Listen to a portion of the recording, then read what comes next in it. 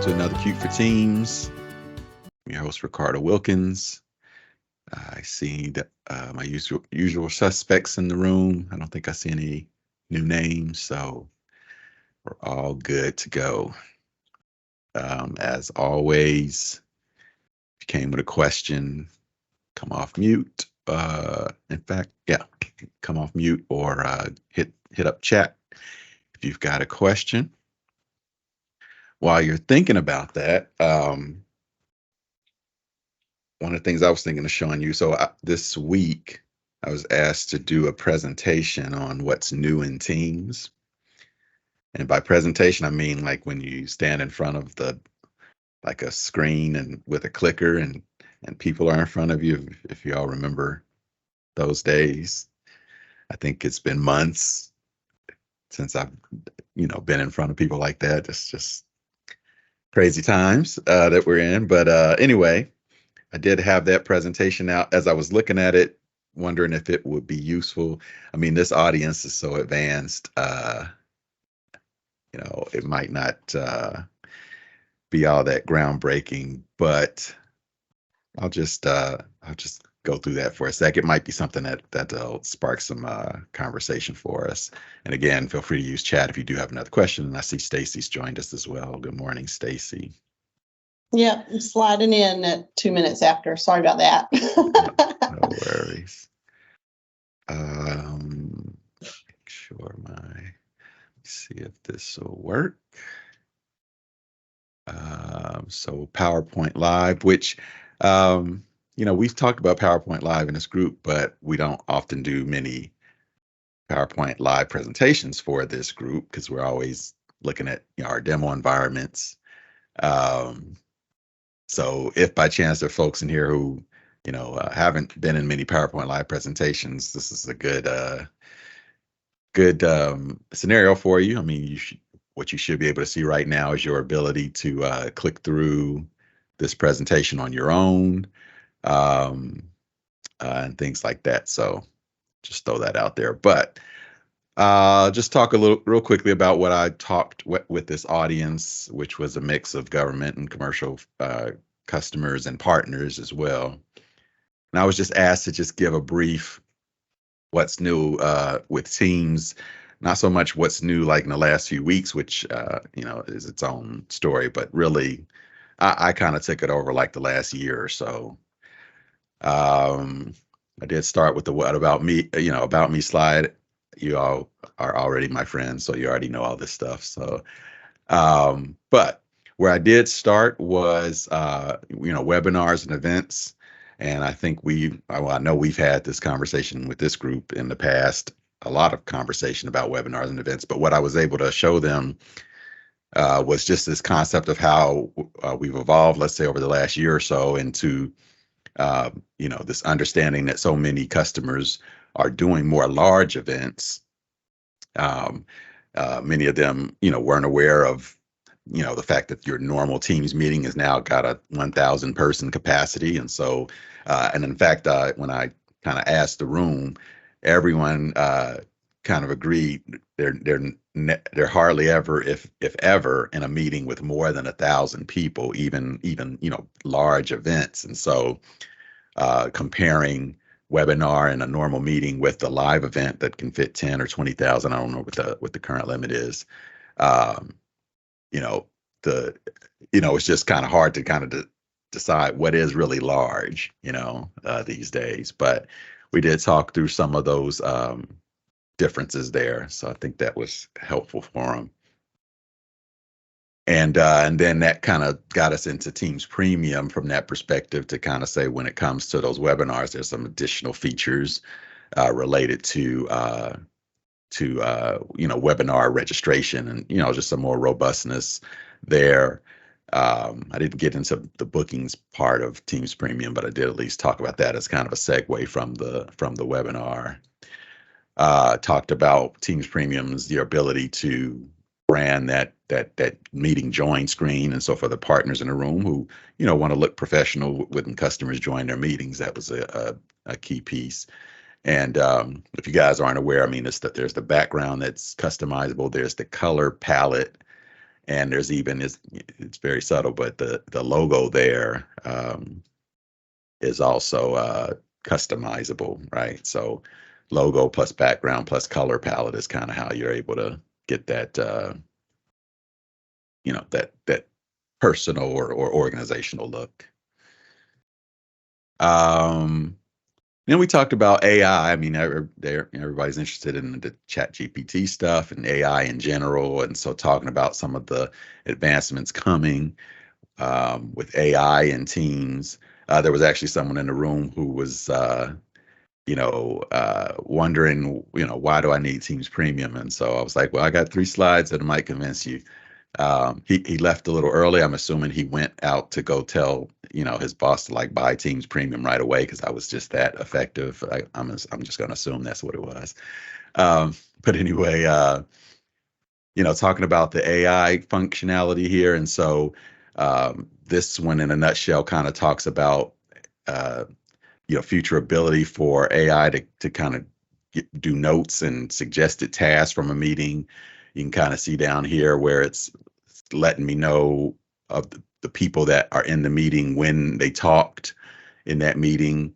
It's hard to see here because it's kind of small, but these little dots here are at mentions. This is telling me where in the video my name got said.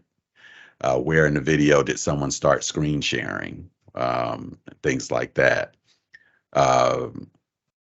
So I'm waiting for the day when I miss a meeting, or maybe a meeting I wasn't even invited to, and having not that this is a feature, but having the robot tell me, hey, somebody mentioned you in this meeting over here. You might want to check that recording out.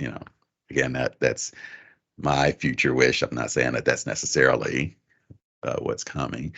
And then in addition to, from when we're talking about those meeting recordings too, also this ability for AI to auto create chapters from the video recording. So this thing has put agenda and key moments, blah blah blah. I mean, these are things being generated on their own. So in fact, for the recordings that we do here, that I'm doing here for our Q for Teams, that's been a huge help as I go to post to YouTube. So I try to remember what we talk about. I actually use the auto-generated chapters to remember which topics were talked about, so that I can then decide what to title the video. So we talked about that a little. And then avatars is actually coming to preview next week. I think that includes GCC. I'm not sure, but a preview starts, I think the 20th next week. GA is still out to May, I think. But it was enough that I thought it was worth mentioning. So that's my avatar that I've created. I don't know if you guys think that looks like me or not, but it was an interesting conversation in terms of whether people thought that would catch on in their organization. Certainly heard some folks say no way. Others, on the fence. So we'll see how, once it goes to preview, if people start giving it a try. And then video feed. And so I think you all are able to see that was a video. For the recording, I don't know if that's going to come through on the recording. Just thought I'd mention that. And then video filters, again, I'm not sure what you guys' thoughts are on it, because I think these are starting to roll out if they haven't already. One would ask in terms of value of the video filter. Certainly, I could see value as these mature and people start being able to do a custom layover with their, title and business name and things like that. Then that totally makes sense. But, at this point, I think it's about being able to look at each other and with something a little more interesting there. I mean, with meeting fatigue and everything, I think we're just looking for additional ways to spice up our meetings. It would be my thought. So those are coming out. Some of these are animated overlays. Others are more static, and some not shown here are like filters on terms of coloring of your video feed, things like that. And I mentioned shared channels. We've talked about that in this group a while. That particular audience wasn't really up to speed on what shared channels were, so it was very useful for them. And I talked about both the value of external shared channel collaboration, but also internal collaboration as well. I just saw a chat about slides not following the discussion. So slides should be on the shared channels slide. Is everybody seeing that?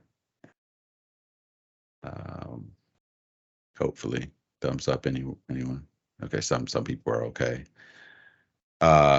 Mike, I see your hand up. Was that a everything's working kind of hand, or you have a question? Yeah, it was everything's working kind of hand. Okay, gotcha. Yeah. All right.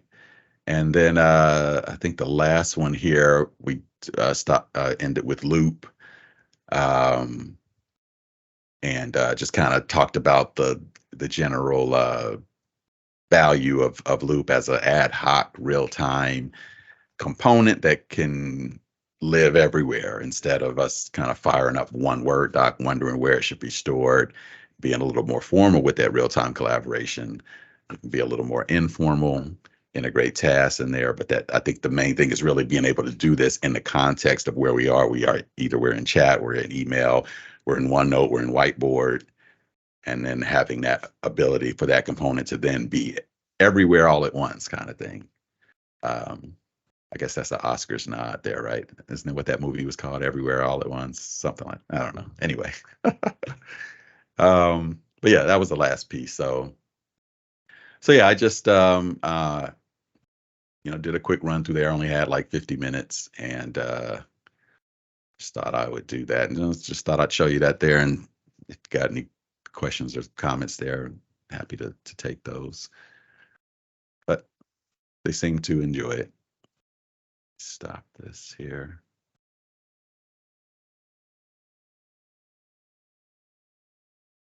All right, put my demo environment back up. Did I miss anything from the chat while I was talking?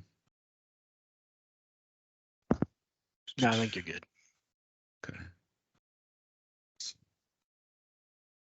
I do see a mention of the CoPilot announcement.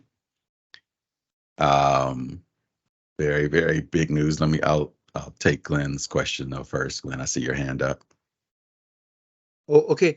On the PowerPoint Live, when we have an embedded link in a PowerPoint that jumps to a YouTube video, we find that if the presenter clicks the link in the PowerPoint Live, there's a long delay before the YouTube video starts. So what I've been telling people is, queue up any external videos separately and just pause the PowerPoint and then click on the video to launch it and share it with the group.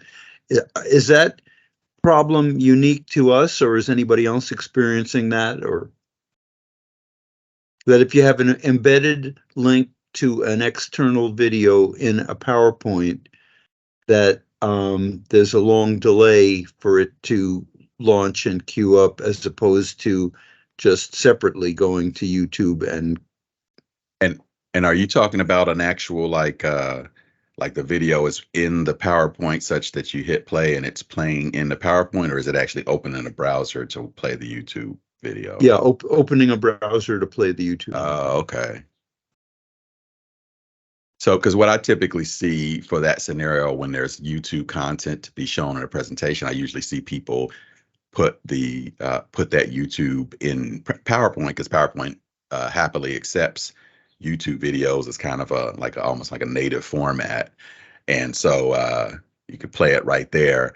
And where I thought you were going with that, I think I've seen people sometimes ask the users to click themselves for the best experience. With PowerPoint Live, they can actually click it and play it themselves. So then the video feed is coming for them locally versus trying to be fed from the presenter's perspective. But I don't know that I've seen or ever tried just putting the link in and having it open a browser.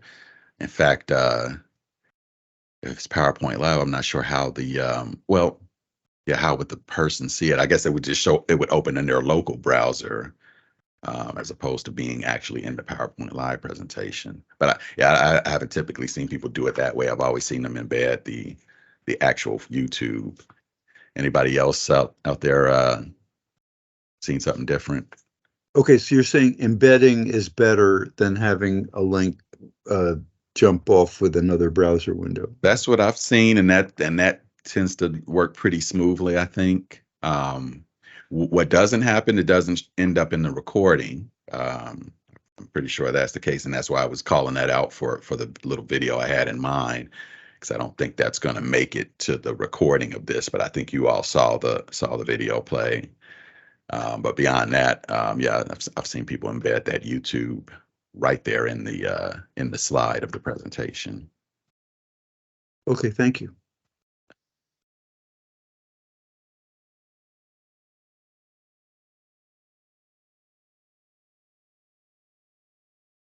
Ricardo, I got quiet on the phone and I'm sorry, or on the Teams meeting, because I wanted to go confirm a couple of things. Earlier in the chat, there was a mention of Excel Live being available in the GCC tenant 2, and I confirmed that in my demo, so that's really exciting. Also, I had seen earlier this week and hadn't gotten a chance to confirm it, that Loop is in the Outlook client in GCC as well. I had to fire up my virtual machine to test that really quickly, and lo and behold, there it is. I took some screenshots and threw them in the chat. Okay. Is it is Loop just in certain places, or Yeah, like I think Teams so, and because I checked in Outlook online and did not see in my quick brush by that it was available there, but Outlook client has it, which means it's making progress. I yeah? also didn't see it in a chat within Teams context either. I didn't check a channel. Maybe I should check a channel really quickly just to make sure that it's not hanging out there and I missed it. So we're confirming Loop and GCC for Outlook desktop, Right. not necessarily Teams one-to-one chat, not necessarily Outlook for the web yet. Not yet. Okay. Okay. Yeah, because ultimately that's the goal, is Loop across all of these areas. But once to me, it seems like our experience tells us that once it crosses into GCC in one way, shape, or form, that it is more, I guess it's closer to reality to the other apps as well. Yeah. And my demo environment hasn't been refreshed in a while, so I'm just trying to see if I could get it to show here. Maybe if I do that. So it's probably grabbing it as we speak. So then, yes, with that confirmation, I don't know. I don't think we've done a full Loop demo in this call, so maybe that's worth it for the next go round. And then also, as you guys are trying it out, now that you've got it in Outlook, I am seeing conversations, where people are looking for the good use cases for Loop. Like we keep saying, if it's about real-time collaboration, well, we've had that for a while in our different Office files. So what does this Loop give us? And I could probably think of some things, but I'm curious to see what real life usage of Loop ends up generating for folks. Still downloading, so I might finish here soon. I see in the chat the question about polls being deprecated. Stop this here. Polls being so that is like polls in Teams meetings. I don't know that I've heard that. Have you? It's an Outlook, Ricardo. What Oh, we've an been Outlook. told is it's Oh, all new users is going to go away. And so like the old, if people have it, they can keep it. So that's the quandary, right? You're going to have split population. Some people have polls, some people don't. so I hadn't heard that. So what I would have thought that meant was uh, meeting polls used to be Find Time, and Find Time has now become a native meeting poll in Outlook. So if you'd have said you heard that Find Time is being deprecated, I would have been all in agreement with that. I haven't heard about poll. It sounds like you're saying the ability to do a meeting poll period is going Correct. away. Yeah, Find Time we have. I mean, that's Okay. converted over to, I don't know, scheduling something. It Yeah. changed the name, but polls themselves, we've been told is being deprecated. And I wonder if we're using different names because I'm thinking of scheduling, like meeting scheduling polls. No, But if I'm you're talking about talking, polls. Just oh, yeah, and what made me think of it is when I think Stacy showed the screenshots, yeah, both of you had polls right next to where Loop was. okay. If I can, So that's just in a regular email. So and it'd that's be just like like sending a asking a poll to people. question. Correct. It's just like if Gotcha. you're doing polling in a meeting. Yeah. Okay. And I think what we were told is Microsoft's telemetry was people weren't really doing it that much, so it was going away. Yeah, and because I'm just thinking myself, I've never done an actual. I depend on scheduling polls, so True. don't tell me that's True. going away. But Right. No, I've that never. wasn't it. Yeah. See, I don't see it on yours. I think the screenshots that Stacy shared, Right. the poll icon was right next to the Loop icon. Okay. Yeah, it's on the insert tab in the Outlook client. So I went ahead and I'm posting another screenshot with it selected in the Oh, there you screenshot, go. just so you can see it there. Oh, based on forms. Okay, gotcha. Okay. And yeah, I wonder if so this is a poll based on forms. I wonder, just like Find Time, if it's going away and replaced with something more native. What we were Yeah. told is it is not coming back, like you said, and that's why we're Okay, concerned just of nobody's using it. split Okay. audience and the change management. What do we do? We've decided we're going to turn it off for everybody then. Yeah. So we don't want, we don't, otherwise people are going to start saying, why can't I do that when so-and-so can? Yeah. Nobody likes it when their friends have toys that they don't have. Exactly. Well, my recommendation, Tim, is to direct your users to do the Teams polling. I know, and we've discussed it here, and that is the Forms app in Teams is going to go away, and the Polls app in Teams will prevail. So I would assume, just making an assumption, that the Polls feature in Outlook is relying on the Forms app, and that's probably why it's going away, because the new Polls app is the one that's going to feature that. Just an assumption. Yeah, that's a good point.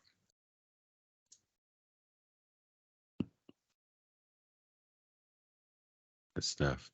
But yeah, my demo environment confers with or agrees with Stacy that Loop is in Outlook desktop.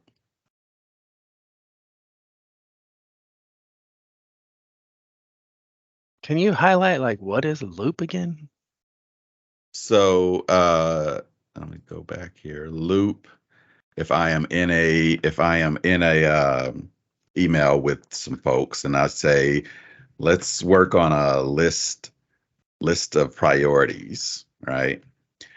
And so old school, how would I do that? I might start my list and then send it out to everybody, and then we start replying back and forth with new items to that list, right? To collaborate, or maybe I fire up a Word doc or Excel spreadsheet and put it here, attach it here, or even a link to an Excel so we get in the web and we can interact, real time in a file. But in a Loop world, I would fire up a real-time Loop component, and now the people in this email, let's say, and I should have added them first because I think that might have auto added them here. But we can now all start typing interactively in this list. And it's happening in our emails, but this same loop could be happening somewhere else. It could be happening in, ultimately in a chat chat message and a OneNote page, all these different places. So my ability to immediately and quickly fire up an ad hoc real time, bubble here versus grabbing an Office file and sharing it and storing it and so forth. That's, I think, one advantage. And then two, the fact that this can live in multiple places is useful. And then the ability, for instance, to start mentioning people here, I think is also useful as well. But that what you're seeing is kind of, what it is. It's this interactive thing that is now, going to go into,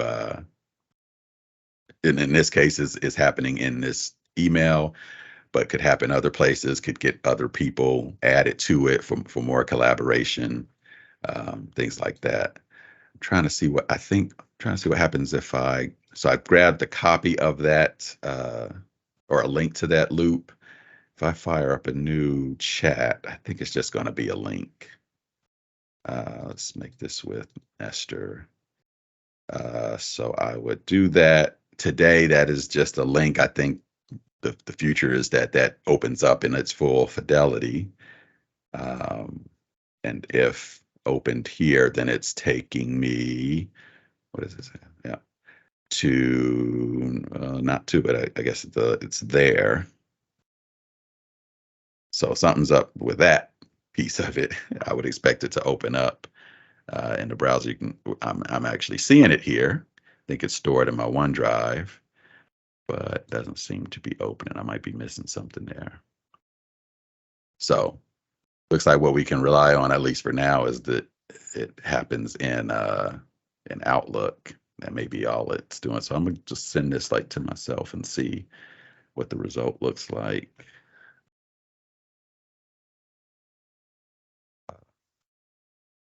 Should come here in a sec. I did notice in that looping menu you had that one that said your email digest. It said what? Your email digest, where you could have grabbed that loop. Oh, this here. Oh yeah. Right. And so this is another email loop I've done in the past. Right. What's not happening though is it's kind of it opening on its own, which is kind of weird because I know I've seen that happen before, maybe in commercial. So you can see this would be what the email that Deborah and Nestor would have gotten in this case, and it's still able to be edited real time. If they got the email and started making their edits, I would see it live. I suspect Deborah probably got an email about being mentioned here as well. So if I was more prepared, I would have had Deborah and Nestor up, and we could have saw all the magic. So I can certainly get this demo ready for next time. We can kind of go through some of that if that sounds good. Yeah, dude, I appreciate that. I could see a lot of potential with this, especially with if you could start a loop in Teams eventually. Yeah. With your initial team, and then go, oh, I need to get our director's input, and just email that piece to the director. They put it in, and it's back into that loop component. That's awesome. And that's probably what I'll do next time. Is I'll do it in commercial, where a little more of the functionality is rolled out, so you can at least see the art of the possible as we wait for those components to hit GCC. So good stuff. All right. So yeah, we're at time here. Appreciate everybody joining us. Hope that was helpful. If we did have some new people, welcome. And aka.ms/Qt4Teams is where you can find a link to this meeting, and as well as the YouTube playlist of all the past ones. And if you haven't already, go subscribe to the YouTube playlist as well. All right. So everybody have a good weekend. Thanks for joining. Thanks for watching. Be sure to like and subscribe and check out the blog for more content.